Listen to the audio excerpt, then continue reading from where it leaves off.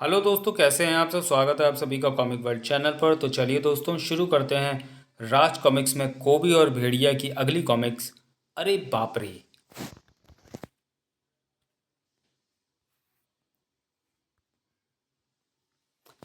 कहते हैं जब जंगल में भीषण गर्मी पड़ती है तो झाड़ियां सूख जाती हैं। तब कहीं एक चिंगारी पैदा होती है और भीषण दावानल पैदा करती चली जाती है। लेकिन आज ऐसा कुछ भी नहीं हुआ था। ना भीषण गर्मी पड़ी थी, ना ही कहीं कोई चिंगारी भड़की थी। मगर फिर भी जंगल में आग लग गई थी। जंगल के जल्लाद भेड़िया का रोमांचक कॉमिक। अरे बाप रे। जंगल में लगी आग की भीषण गर्मी का असर प्रत्येक जानवर पर था। बचाओ बचाओ, कोई है कोई है। जंगल में उन चीखों को सुनने वाला सिर्फ एक ही शख्स था। बचाओ बचाओ। ओह। शिश। ठप। खामोश। एक जान तुम्हारे साथ अटकी हुई है। भेड़िया ने रकाब में फंसा उस व्यक्ति का पांव बाहर निकाला। न जाने कौन है ये, और ये घोड़ा पगलाया हुआ सा क्यों था। और वो, इसके बाल जले हुए हैं।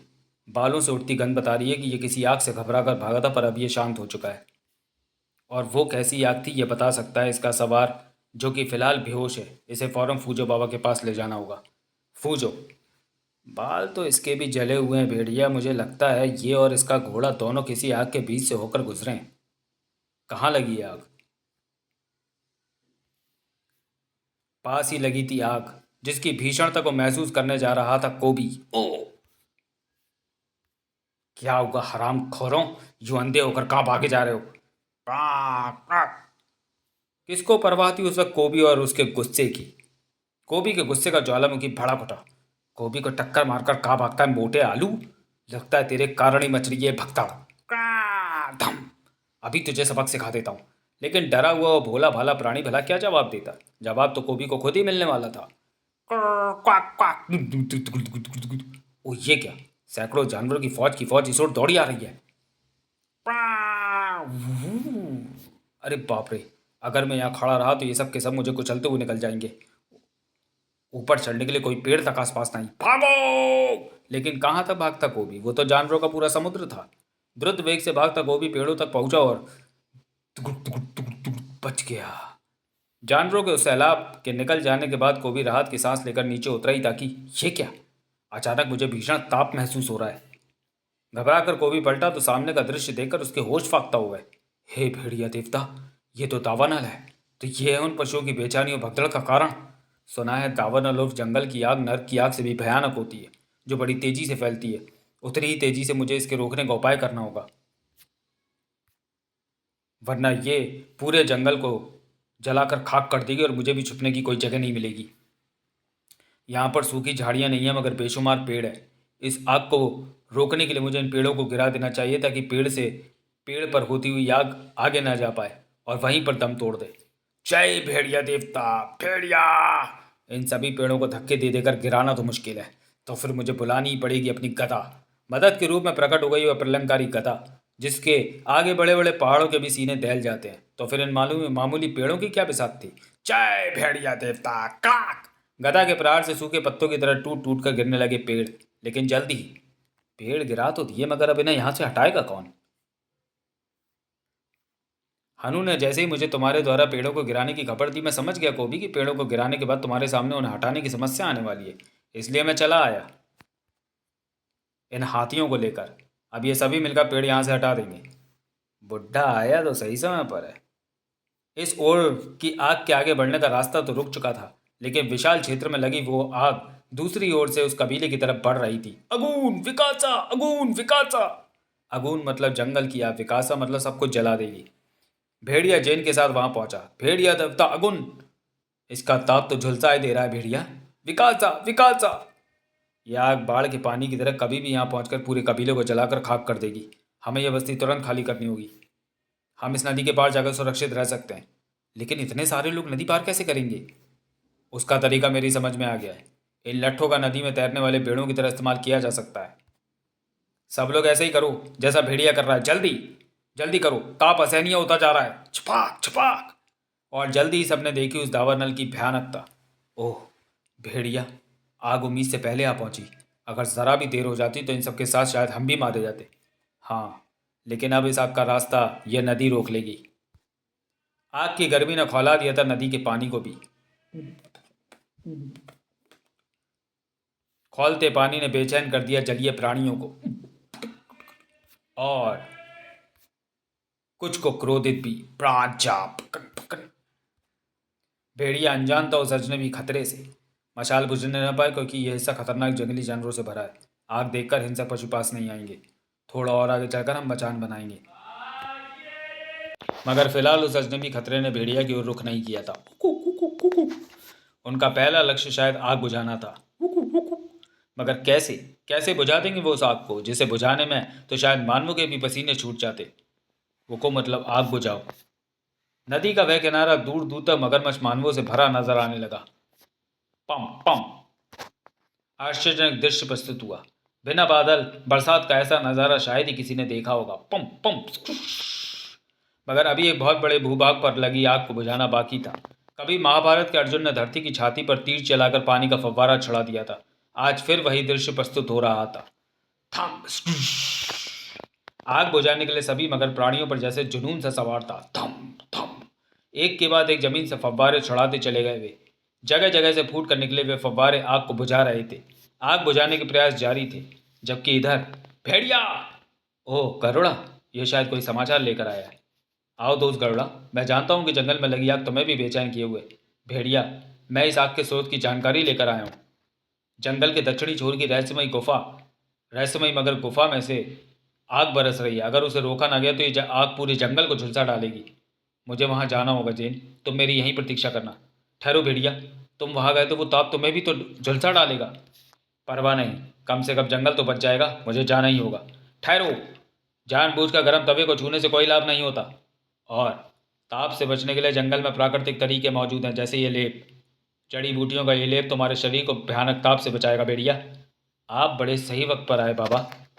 तब भेड़िया गरुड़ा के साथ आगे बढ़ा। गरुड़ा, तुम ताप से बचने के लिए ऊंचाई पर रहना। मुझे ध्यान है पूजो बाबा। आगे बढ़ता हैरान था गरुड़ा। अरे कमाल है, थोड़ी देर पहले तक तो ये क्षेत्र भीषण अग्नि से झुलस रहा था, आग कैसे बुझ गई? भेड़िया, वो रही रहस्यमयी मगर गुफा, लेकिन अब यह आश्चर्यजनक ढंग से शांत है।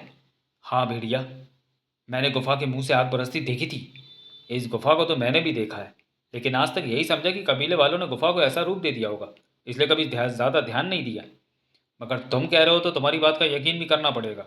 आखिर इस जगह से आग कैसे बरसी और फिर अपने आप बुझ कैसे गई? जवाब उसे पूंछ की ठोकर से मिला। था। अरे गरुड़ा संभल भी ना पाए, उस शक्तिशाली धार ने उसे दूर उछाल फेंका। ओ! भेड़िया ने सिर उठाया तो भौचक्का रह गया। महीचू महीचू अगाचू कारावाचू इसीचू हाथाचू मशालचू ये मरीचू। उनमें से एक भारी मगर मानव भेड़िया पर कूदा। उफ, कौन है ये विचित्र मगर मानव? गनीमत थी कि भेड़िया पर एक ही मगर मानव झपटा था। इसी के साथ जंगल का ऐलान हो चुका था। इसी के साथ जंग का ऐलान हो चुका था।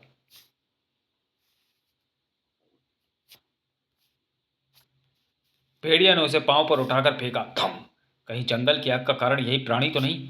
दोनों ही एक दूसरे को कारण समझ रहे थे। आगाचू कारवाचू। ओह, ये धार तीव्र गति से फेंके गए पत्थर की तरह लगी। भेड़िया ने तभी उठने का उपक्रम ही किया था कि मगरदारों ने उसके ठीक नीचे जमीन पर एक जोरदार घूंसा जड़ा। एक पल के लिए भेड़िया हैरान हुआ कि उसने घूंसा उसे न जड़कर जमीन पर क्यों जड़ा। कारण जल्दी भेड़िया के समझ में आ गया, क्योंकि दूसरे ही पल उसका शरीर वहीं से फूटी त्वानी की मोटी धार के साथ ही ऊपर को उछला। उफ, प्रचंड शक्ति है इसके घूंसे में। जमीन पर घूंसा मारकर पानी का फव्वारा छोड़ा दिया। धम्म से नीचे आकर गिरा भेड़िया, और तभी जैसे कोई ड्रिलर उसकी जांग को चीर कर घुसता चला गया। ओह नहीं, पानी की पतली धार चट्टानों में घुसकर उन्हें तोड़ देने वाले औजार की तरह मेरी जांग में घुसी चली जा रही है। धार की प्रचंडता तीव्रता का एहसास भेड़िया को जल्दी ही हो गया। हे भेड़िया देवता, ये धार तो मेरी जांग के आर पार हो गई। विचित्र व भयानक जलीय शक्तियों के स्वामी हैं ये। मुझे सावधानी के साथ इनका मुकाबला करना होगा, वरना ये मेरे शरीर से खून की कई पतली धाराएं छोड़ा देंगे। भेड़िया ने मगर मानव को आगे बढ़ते देखा तो तड़ाक!